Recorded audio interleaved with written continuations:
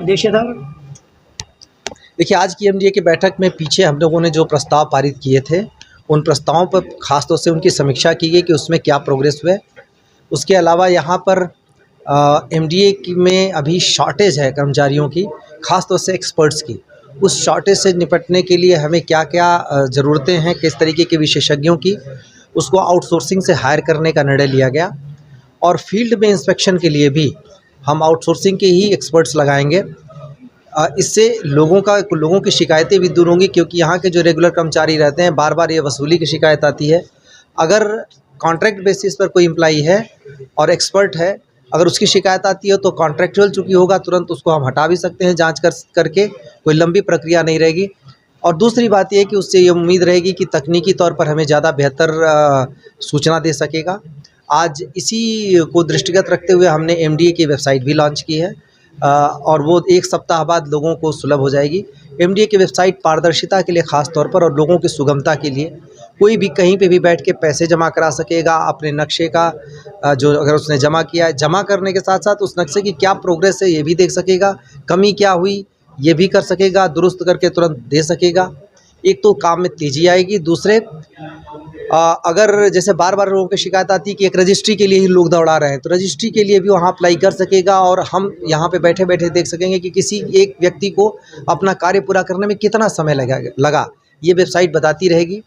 Interactive website बनाई गई है, उसमें लोगों की शिकायतों के निस्तारण के भी दिखते रहेंगे कि उन लोगों ने शिकायत की, उसमें क्या निस्तारण हुआ। तो ये दूसरा महत्वपूर्ण कार्य हुआ है। तीसरा, हमने जो एमडीए में विभिन्न जो कोर्ट्स में चल रहे मुकदमे हैं, उसमें उनकी स्थिति बेहतर करने के लिए कि ताकि एमडीए के पक्ष में चीज़ें आ सकें, वकीलों की फ़ीस से लेकर वकीलों के जो हमारे कोर्ट्स में आने वाले खर्चे हैं, उन सबको रैशनलाइज़ किया है नए सिरे से, ताकि वास्तविक खर्चों के हिसाब से हमारे वकीलों को मिल सके और हमारे केसेस ज़्यादा बेहतर तरीके से परस्यू किए जा सकें। और साथ ही जो हमारे बड़े केसेस हैं, जो बड़े कोर्ट्स में हैं, उनके लिए हमने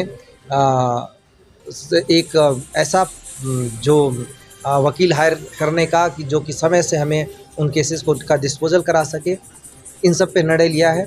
सोर्सिंग हब एक बहुत बड़ा इशू पहले से रहा है, उसके बारे में अब निर्णय लिया गया है। पहले बेचने का निर्णय लिया गया था, लेकिन अब ये निर्णय लिया गया है कि पीपीपी मोड पर ये इसको डेवलप करके वापस कारीगरों के लिए एक बेहतर सुविधा के साथ इसको विकसित करेंगे।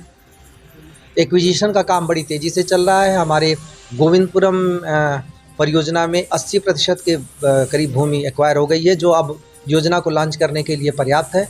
हम उसको लॉन्च करने के कगार पर हैं। अगले 2-3 महीने में गोविंदपुरम और सोनकपुर योजना दोनों लॉन्च हो जाने की उम्मीद है।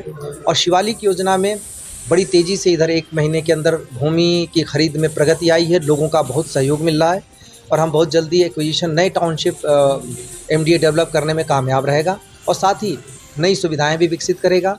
दिल्ली रोड पर जो एमडीए रोड करेक्शन की जो व्यवस्थाएं कर रहा है, वो सभी लोगों को पता है।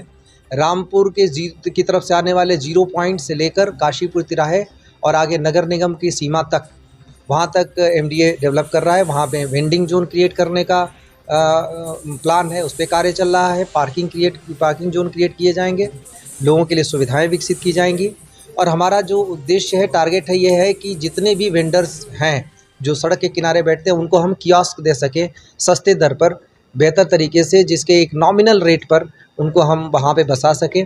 उसमें ये भी तय किया गया है कि प्राथमिकता उनको दी जाएगी जिनको एनक्रोचमेंट ड्राइव में अगर किसी को हटाया जाता है, उसको सबसे पहले उस जगह पर बसाया जाएगा। उसके बाद जो वहाँ के वेंडर्स होंगे उनकी, और जो वहाँ के रहने वाले लोग हैं इनकी, ट्रांसपेरेंट तरीके से उनको हम कियोस्क देंगे। उसमें मिनिमम कोशिश करेंगे कि उनको मिनिमम खर्च देना पड़े जो लागत है, और उस लागत को आसानी से वहन कर सकने की कंडीशन में रहें।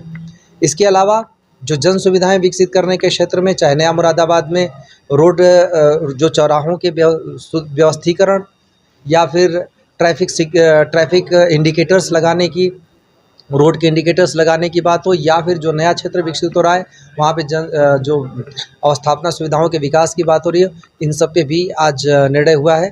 हमारा प्रयास ये है कि मुरादाबाद को एक ग्रीन व्यवस्थित शहर के तौर पे विकसित करें, और आज के जो निर्णय लिए गए हैं इससे इसमें काफ़ी मदद मिलेगी। संगठन के द्वारा नया जियो जारी किया गया, उसमें बहुत सारी सुविधाएं सुविधाएं लोगों को दी गई हैं। जैसे 100 वर्ग मीटर से के तक के जो लोगों को डेवलप करने हैं, उसके अंदर लोगों को नक्शा जो प्राधिकरण से नक्शा पास कराने के बारे में छूट दी गई है कतिपय शर्तों के साथ। लेकिन उसमें ये नहीं है कि कोई व्यावसायिक बनाने लगे, मतलब आप अगर आवासीय बना रहे हैं उसकी जगह जगह व्यावसायिक बनाने लगें, वो नहीं करना है। इसको लोग डिटेल में पढ़ लें, प्राधिकरण की वेबसाइट पर भी उसको उपलब्ध करा रहे हैं। किसी को कोई अगर इसके बारे में जानकारी करनी है, प्राधिकरण के ऑफिस कार्यालय आके उसको जानकारी कर सकता है, लेकिन बेतरतीब तरीके से न करें। ये सुविधाएं बहुत परस्यू करके माननीय मुख्यमंत्री जी के द्वारा लोगों को इसलिए दी गई हैं ताकि जो छोटे वर्ग के लोग हैं उनको अपनी मकान बनाने में, भवन बनाने में किसी तरीके की समस्या ना आवे, उनको प्राधिकरणों के चक्कर न लगाने पड़े। इसी तरह बहुत सारे और भी चीज़ें डेवलप की गई हैं जो विकास में है। उसमें रोड के कंडीशन में छूट दी गई है, फ्रंटेज आगे के सेटबैक और पीछे के सेटबैक में भी छूट दी गई है। बहुत सारी चीज़ें सरकार के द्वारा कंसीडर की गई हैं, लेकिन एक बार पूरी जानकारी कर लें। बेतरतीब निर्माण करने की छूट आज भी किसी को नहीं है।